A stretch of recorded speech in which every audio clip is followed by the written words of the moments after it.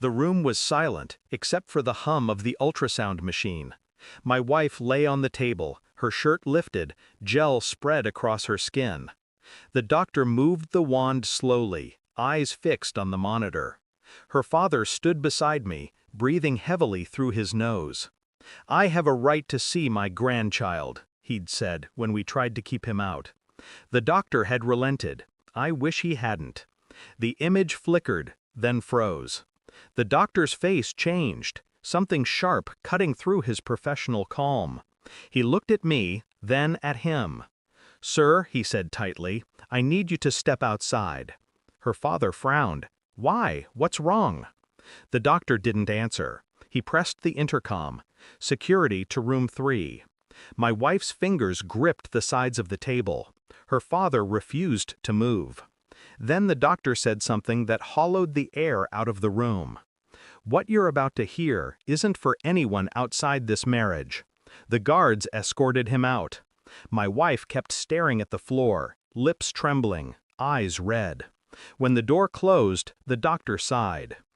"Mr. Hale, I need to be very direct. The baby's genetic profile doesn't match your blood type." My throat tightened. "What are you saying?" He turned the monitor away. "We'll need to run confirmation tests, but biologically, this child can't be yours." The words didn't feel real. They just hung there, heavy, unbreathing. My wife started to cry, small, silent sobs, as if trying to make them believable. I watched her carefully. There was no shock, no confusion, only guilt wearing a thin disguise. The doctor excused himself. When the door shut, I spoke quietly. "How long?" She didn't answer. I repeated, "How long?" Her voice cracked. "Please, don't." I stood. My heart felt steady, almost mechanical. "Who is he?" She covered her face. "It was one night, before you came home from that trip. One night. Always one night." And her father's words from earlier echoed in my mind. His insistence, his trembling hands. The way he looked at her stomach instead of her face. Something else was wrong, something deeper than infidelity. For the next week, I moved through the house like a ghost, calm, observing, collecting. She thought I was broken. In truth, I was documenting. Medical files, blood work, appointment schedules. Her father visited daily now, bringing groceries, insisting on checking in. Every time he touched her shoulder, she flinched, then smiled to hide it. One evening, he arrived while I pretended to nap. Their voices carried from the kitchen, soft, strained. "You promised it wouldn't come out," he said. "It won't," she whispered. "He doesn't know anything yet." Yet. I stayed still, my eyes closed, listening. He lowered his tone. "You'll keep quiet. I'll handle the doctor." Handle? When the door shut behind him, I got up and called the clinic. Asked for the records under her maiden name. They hesitated, but sent them anyway. The next morning, I drove to a private lab, requested a full DNA cross-match, paid in cash.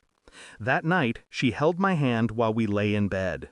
"We'll get through this," she said softly. Her words were rehearsed, her touch mechanical. I didn't sleep.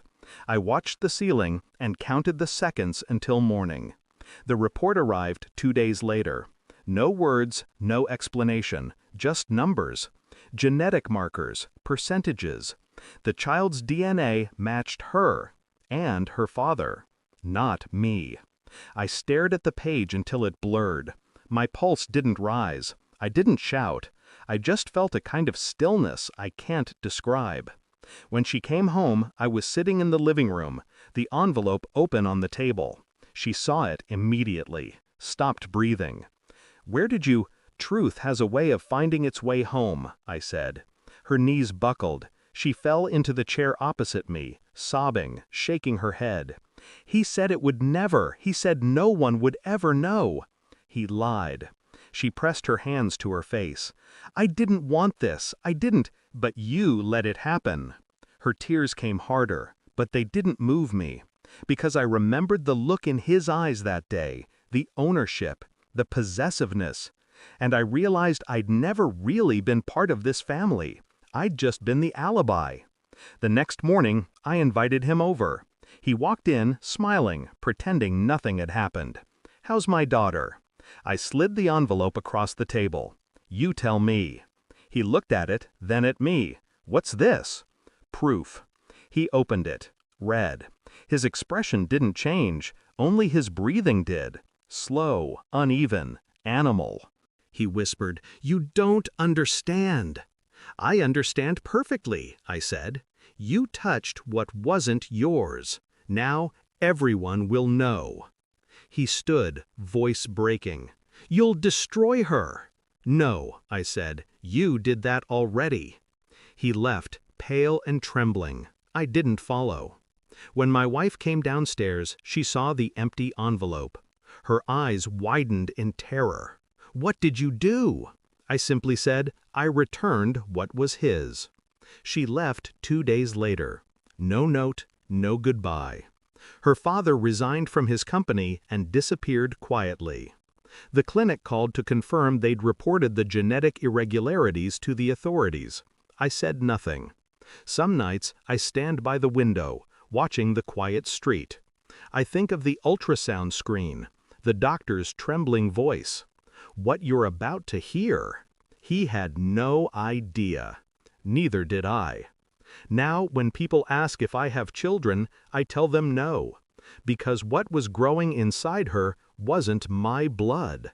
It was my silence. Thanks for watching. Don't forget to like, share, and comment. Subscribe now to Cheating Stories Insight World for more amazing stories.